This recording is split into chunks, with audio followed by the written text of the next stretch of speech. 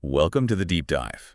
Today we're going way beyond the headlines and doing a deep dive into this fascinating AlphaSquawk article about the performance of gold stocks and UK property over the last 20 and 25 years. Yeah, We'll unpack some of the key takeaways and hopefully uncover some surprises along the way. absolutely. So grab your thinking caps because we're about to crunch some serious numbers and see what lessons we can learn.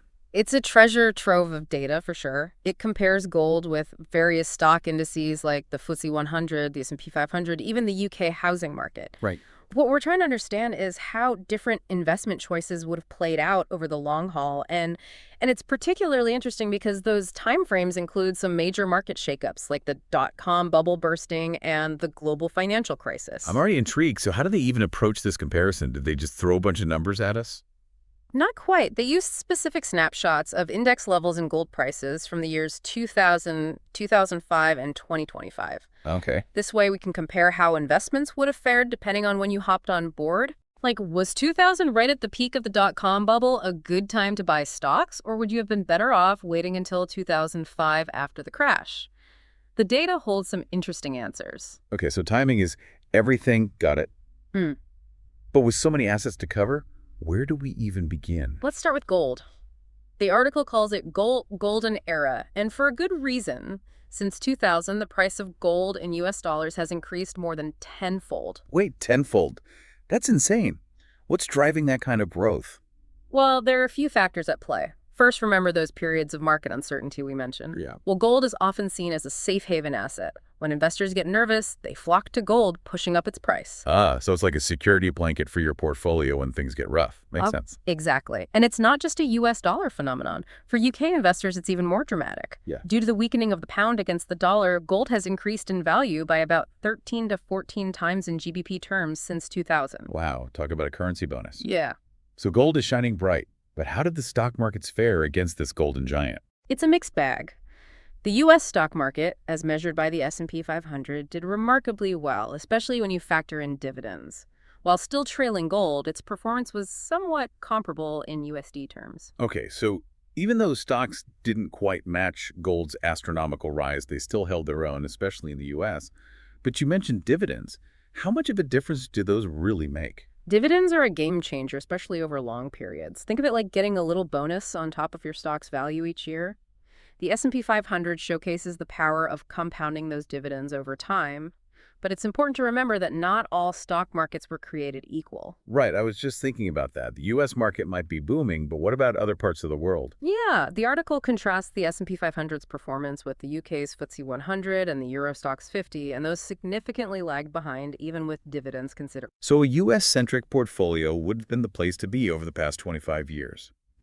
But before we get too excited about any one market, let's go back to that point about timing. If someone had jumped into stocks in 2000 right at the peak of the dot-com bubble, how would that have affected their returns? That's where things get really interesting. The data shows that investors who bought stocks in 2000 at the height of the dot-com bubble saw significantly lower returns compared to those who bought in after the crash in 2005. Interesting. For example, the FTSE 100 investor who bought in 2000 saw almost no price growth after 25 years. But if you bought in 2005 after the crash, you would have roughly doubled your money by 2025. It's a stark reminder that buying at the peak can seriously impact your long-term returns. Ouch. That's a harsh lesson about market timing. It makes you realize that staying calm during those market downturns can really pay off. But let's be honest, with all this talk of impressive returns, we can't forget about inflation. You're absolutely right.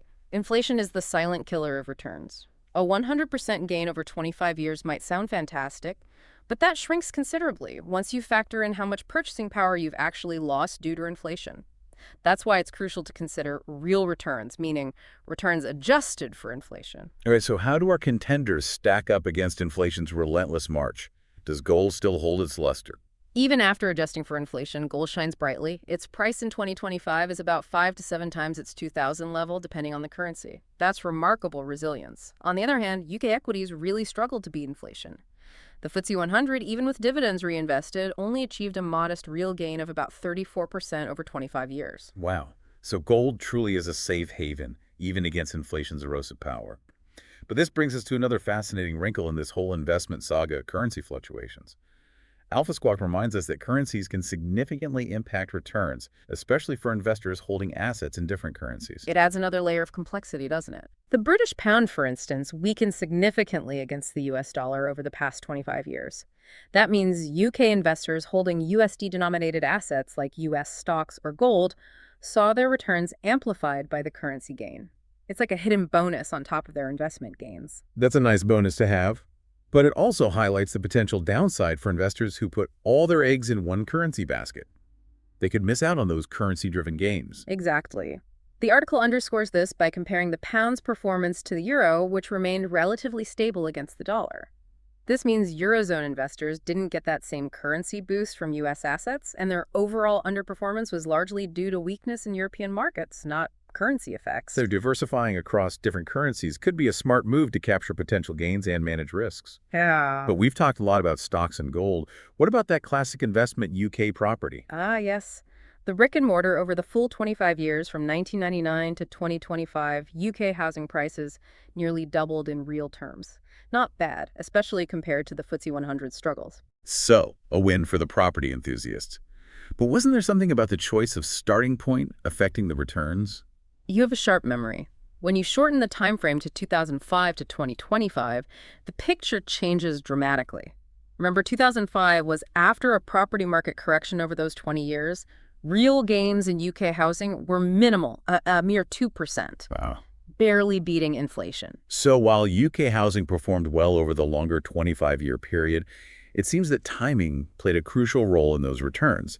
This really highlights the importance of carefully considering your entry point. Absolutely. And speaking of perspective, let's get to the part of the article that truly caught my eye, the comparison of gold and UK house prices. Okay, I'm all ears. Yeah. What's so fascinating about comparing those two? While UK house prices have increased significantly over the past 25 years, you need dramatically less gold now to buy a house than you did in 2000. That's a powerful illustration of gold's outperformance. Wait, seriously? Even though the UK property market has been on a tear, you need less gold to buy a house now than 20 years ago. Sure. That flips the script on the idea that property is always a surefire investment. It does indeed. It's not that property is a bad investment, but this comparison highlights gold's remarkable strength as a store of value over time. Now, before we get ahead of ourselves, let's take a pause.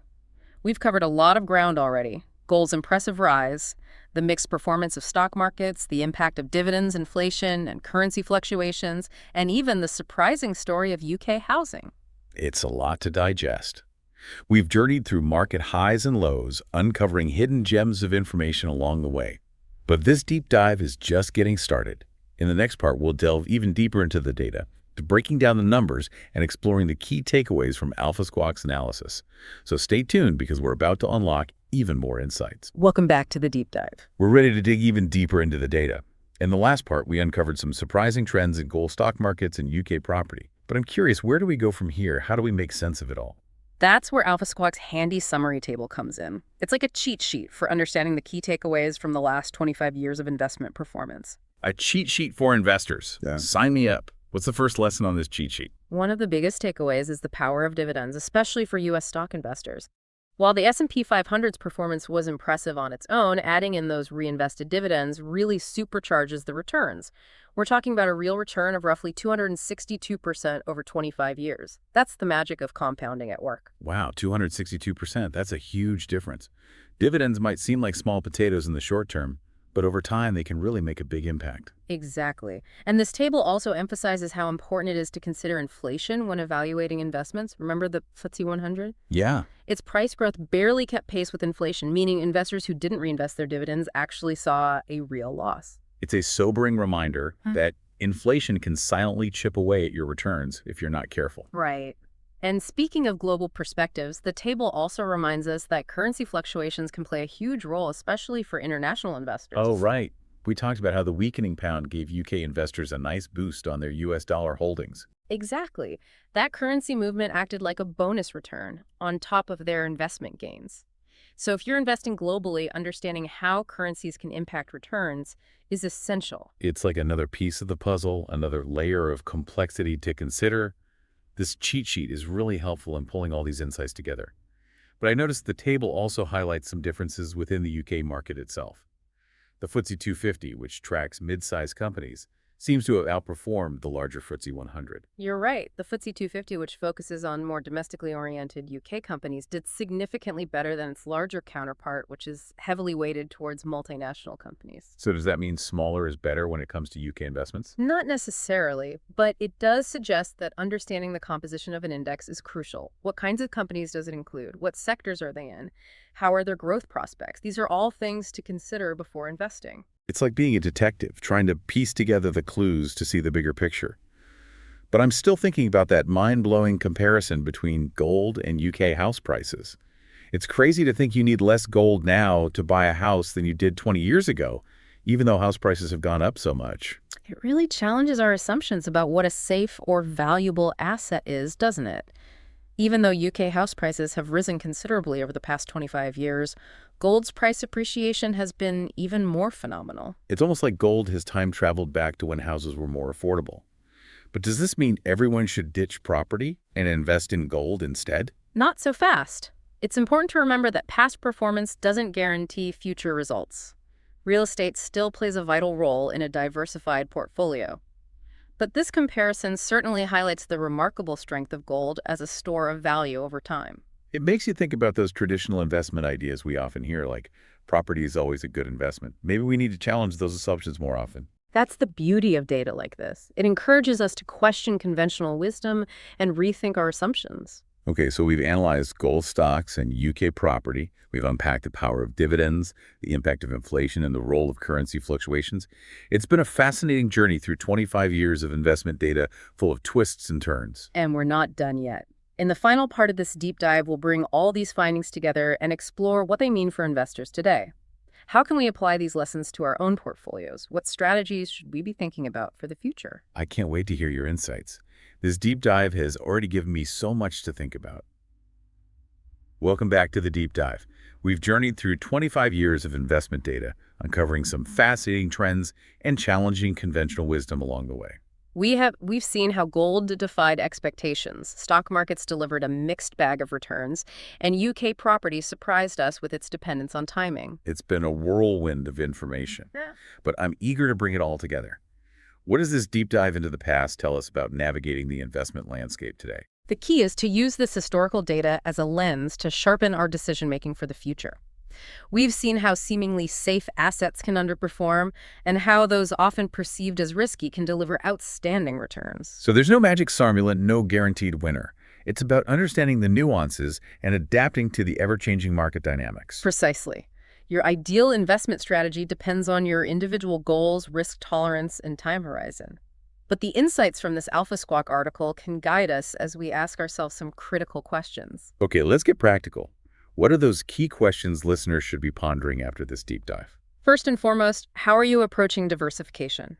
Are you spreading your investments across different asset classes like stocks, bonds, real estate, and perhaps even precious metals like gold? Don't put all your eggs in one basket, even if that basket looks tempting at the moment. Spread the risk right. Exactly. Next, consider how you're factoring in inflation. We saw how it can erode returns over time, especially in those UK and European stock markets. Are your investments positioned to outpace inflation and preserve your purchasing power? It's about thinking long-term and making sure your money is working as hard as you are. Absolutely. Then think about your currency exposure. As we saw with the weakening pound, currency movements can significantly impact returns for international investors. So a globally diversified portfolio could benefit from considering those currency fluctuations as well. But how do we even begin to incorporate all these factors into our investment decisions? It seems overwhelming. Remember, there's no one-size-fits-all approach. This deep dive has provided you with valuable insights, but it's just the beginning of your investment journey. Use this knowledge as a springboard for your own research and exploration. So do your homework, stay informed, and don't be afraid to challenge conventional wisdom. This deep dive has given me a fresh perspective on how to think about investing. Thank you for sharing your expertise and guiding us through this complex landscape. It's been a pleasure diving deep with you. Remember, the most valuable investment you can make is in your own knowledge and understanding. That's a great note to end on. Keep learning, keep exploring, and keep diving deep into the world of investing.